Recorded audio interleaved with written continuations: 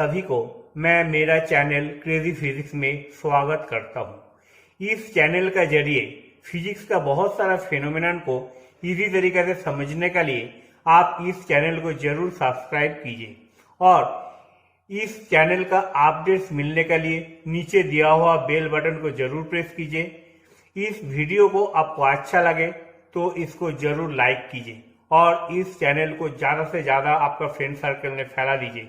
Good morning to all of you. आज मैं crystallography का सेकेंड लेक्चर लेकर आया हूं। प्रीवियस लेक्चर्स में I think all of you have gone through the previous lecture, और जो उस लेक्चर को मिस कर चुके हो नीचे दिया हुआ डिस्क्रिप्शन बॉक्स में दिया हुआ लिंक में आप क्लिक कीजिए और उस लेक्चर को आप गो थ्रू कीजिए, तो आपको इस लेक्चर और भी अच्छी तरीके से समझ में आएगा। तो चलिए चालू करते हैं आज का लेक्चर। जैसे हम लोग को मालूम है, पिछले दिन हम लोग क्रिस्टलोग्राफी के बारे में डिस्कस किया था। What do you mean by crystallography? Crystallography एक ऐसा ब्रांच है जो क्रिस्टल का जियोमेट्रिक स्ट्रक्चर के बारे में स्टडी करते हैं और इसका प्रॉपर्टीज के बारे में स्टडी करते हैं। ये चीज को समझने के लिए सबसे पहले हम लोग को जो चीज समझना जरूरी है वो है what do you mean by crystal. Crystal क्या है? It is nothing but the systematic arrangement of atoms and molecules. Systematic arrangement of atoms and molecules. तो इस चीज को समझने के लिए हम लोग को और दो टर्म को समझना जरूरी है, जो मैं प्रीवियस लेक्चर में आपको बहुत अच्छी तरीके से एक्सप्लेन किया था। वो है लैटिस एंड बेसिस। ये lattice plus basis is equal to crystal structure. तो ये जो चीज है, इस चीज के बारे में हम लोग पिछले दिन बहुत डिटेल में डिस्क्राइब किए थे। तो आज मैं इस चीज में नहीं जाऊंगा। तो I am going to begin with the new topic. वो टॉपिक है different type of crystals. Basically जैसे मैं आपको प्रीवियस लेक्चर में बोला था, ये condense matter physics, solid state physics है। It is a part of condense matter physics. ये कंडेंस मैटर फिजिक्स का मीनिंग क्या है? जब कोई एटम्स या मॉलिक्यूल्स जब कोई कंडेंस होता है, that means if it is in gaseous phase, gaseous to liquid और लिक्विड टू सॉलिड में जब कंडेंस होता है, तो इस चीज को बोला जाता है क्रिस्टलोग्राफी। यहां पर हम लोग को स्पेसिफिक कुछ स्पेसिफिक टाइप ऑफ क्रिस्टल्स होता है जो इस रूल को मेंटेन नहीं करता, और ये दोनों चीज का इन बिटवीन पीरियड भी लाई करते हैं। उसी तरीके का एक क्रिस्टल है liquid crystal. What does it mean? Liquid crystal एक ऐसे क्रिस्टल है, ये एक ऑर्गेनिक क्रिस्टल है जो सॉलिड और लिक्विड का बीच में लाई करता है, वो भी अंडर सम सर्टेन कंडीशंस, और उस पर्टिकुलर कंडीशंस में वो कुछ प्रॉपर्टीज को शो करते हैं। How can we define the liquid crystal? The organic crystalline solids which on heating do not directly convert into the liquid phase। ये दैट मीन्स इसको आप कोई भी सॉलिड मटेरियल को आप जब हीट अप करेंगे तो लिक्विड में कन्वर्ट होते हैं। ये इसका एक जनरल सा फेनोमेनन होता है। लेकिन ये लिक्विड क्रिस्टल क्या होता है? ये हीट करने के बाद भी ये लिक्विड फेज में कन्वर्ट नहीं होता। ये क्या होता है? At a certain temperature of range between the solid and the crystalline phase, they become a fluid-like behavior। That means उसको जब आप कोई सॉलिड मटेरियल को कोई पर्टिकुलर टेम्परेचर में हीट अप करेंगे तो instead of making into the liquid phase, वो एक नया फेज में आता है। उस फेज को बोला जाता है fluid phase.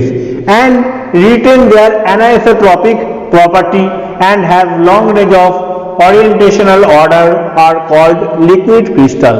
That means simple language में इसको मैं समझने का कोशिश करूं तो किस तरीके से मैं इस चीज को बोल सकता हूं।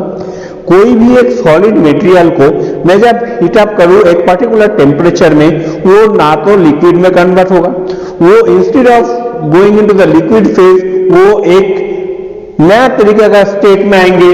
And this is called as एक फ्लूइड फेज, और यहां पर क्या होगा, it will maintain some sort of anisotropic properties, that mean उसके अंदर कोई न्यू प्रॉपर्टीज भी जनरेट होगा। तो इस टाइप के क्रिस्टल को बोला जाता है लिक्विड क्रिस्टल, जो आपको डेफिनेशंस में पूछा जा सकता है। तो जैसे मैं प्रीवियस डे बोला था कि there are two type of crystals are there at beginning, what are they, crystalline and non crystalline और एमोर्फस मटेरियल। इस एमोर्फस को ग्लासी मटेरियल भी बोला जाता है, ये भी ध्यान में रखना है। तो आपको एग्जाम में ग्लासी मटेरियल भी पूछा जा सकता है, तो what does it mean, glassy material are the amorphous type of material, that means which is not the crystalline material. Okay, इस चीज को आपको ध्यान में रखना है। तो बेसिकली ये जो पार्ट है, इस पार्ट में मैं आप लोगों को कौन से टॉपिक के बारे में डिस्कस कर रहा हूं, क्रिस्टलोग्राफी।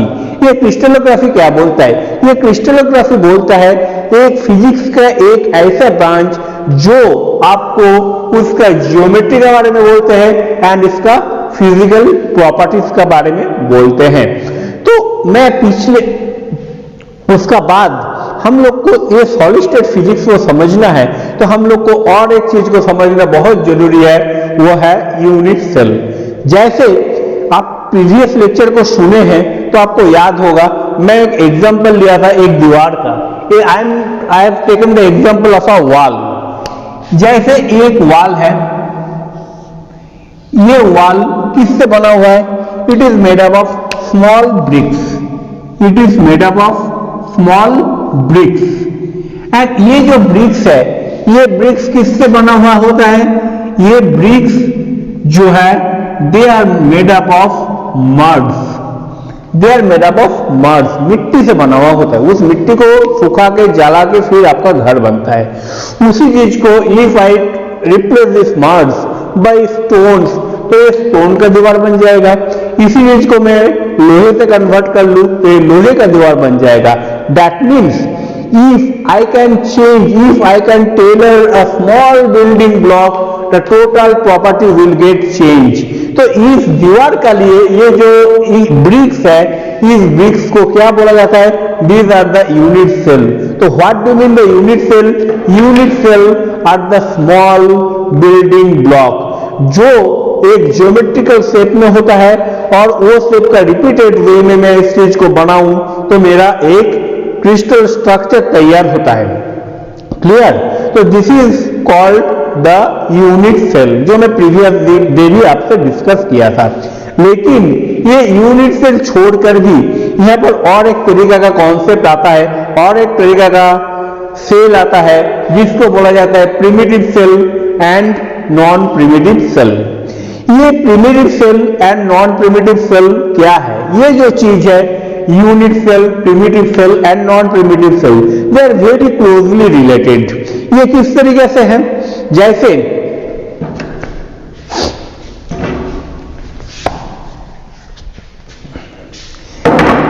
मैं क्रिस्टल स्ट्रक्चर को कैसे डिफाइन किया था? It is nothing but the systematic arrangement of atoms and molecules. यहां पर मैं जो है here I am showing it in 2-dimensional way। इसी चीज को मैं 3-dimensional वे में जब सोचूंगा, जब एज्यूम करूंगा, तभी मैं एक क्रिस्टल स्ट्रक्चर को डिफाइन कर सकता हूं। तो बेसिकली क्या है, ये जो है दैट मीन देखिए, इसको मैं एक दूसरे के साथ ज्वाइन कर दूं, नियरेस्ट नेबर के साथ मैं इसको ज्वाइन कर दूं, तो ये जो है एक पर्टिकुलर शेप मिलता है। एंड दिस शेप, ये जो है, इस चीज को आप यूनिट सेल भी कह सकते हैं, और इस चीज को मैं एक न्यू टर्मिनोलॉजी का नाम दे रहा हूं। ये चीज को मैं नेमिंग कर रहा हूं, this is primitive cell. Primitive cell, primitive cell में क्या है, देखिए इसका जो चारों कॉर्नर है, ये चारों कॉर्नर में एक एक एटम्स या मॉलिक्यूल सिचुएटेड है। ये ध्यान में रखना, प्रिमिटिव सेल में क्या होता है, हर एक कॉर्नर में एक एक एटम्स या मॉलिक्यूल सिचुएटेड है। Whereas in a non-primitive cell, if I now suppose, if I am considering C.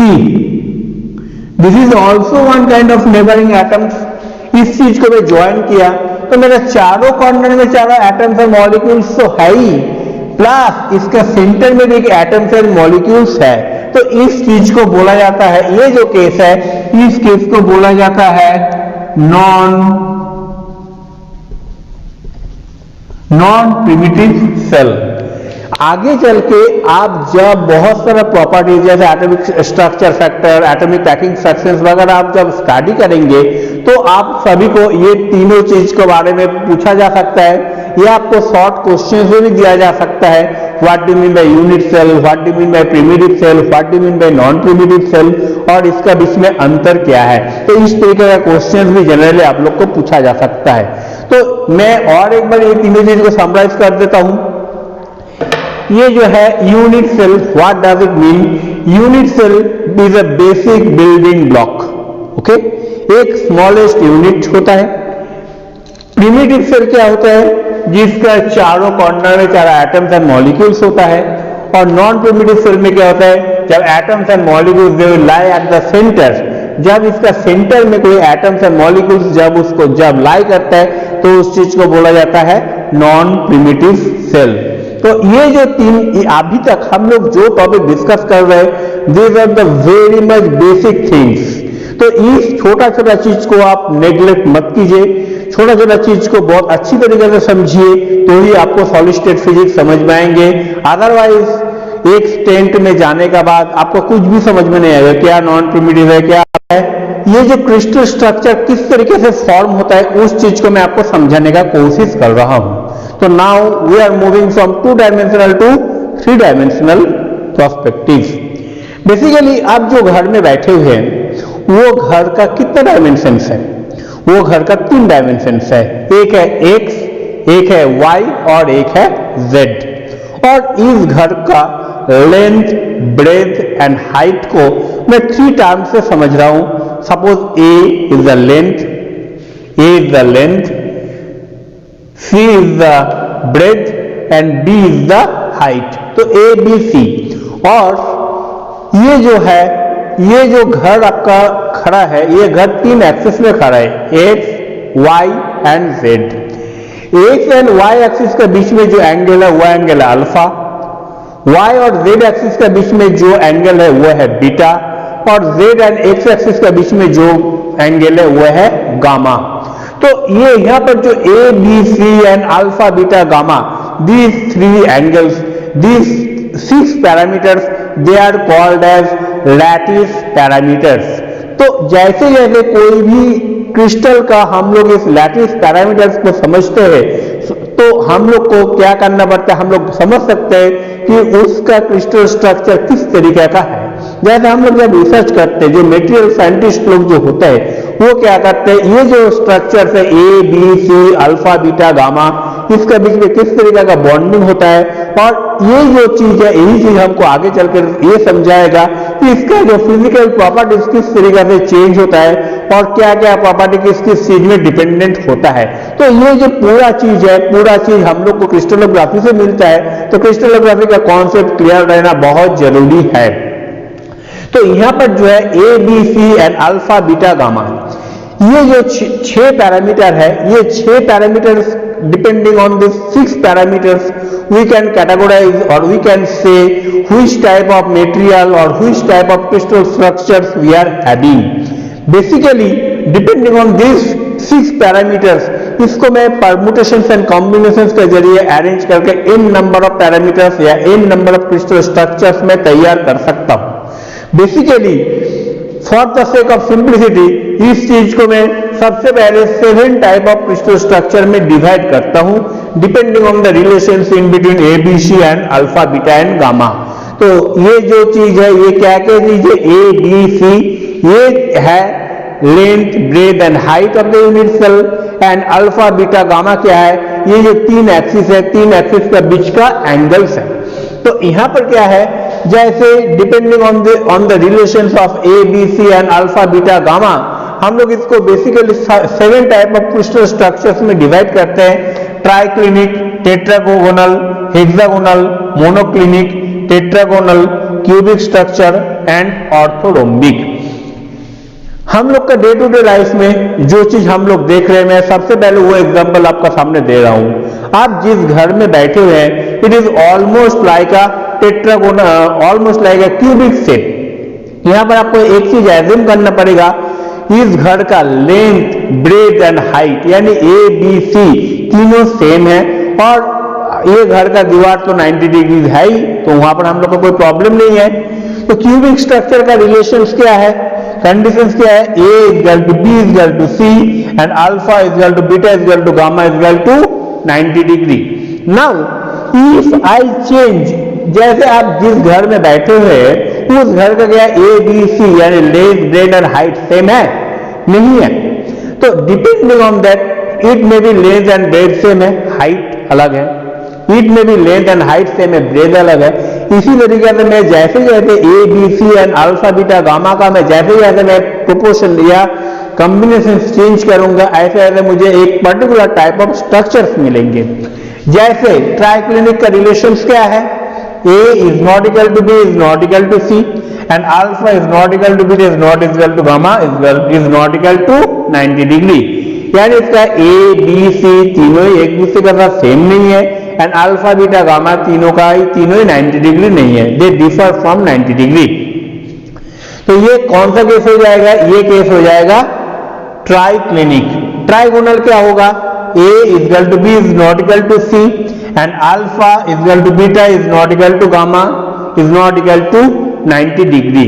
तो ये जो कंडीशंस है, ये कंडीशंस आपको याद करना है, क्योंकि आगे चलकर आपको इसका जरिए आपको और भी कुछ एग्जांपल्स पूछा जा सकता है, कुछ प्रॉब्लम सॉल्व करने के लिए दिया जा सकता है, या जिसको मेटीरियल साइंस में आगे चलकर रिसर्च करना है, जो रिसर्च में इंटरेस्ट रखते हो, उसके लिए ये जो टॉपिक है, ये जो चैप्टर है बहुत इंपॉर्टेंट टॉपिक है, क्योंकि यही है तुम्हारा मेटीरियल साइंस का भी बेस है, नैनो टेक्नोलॉजी का भी बेस है।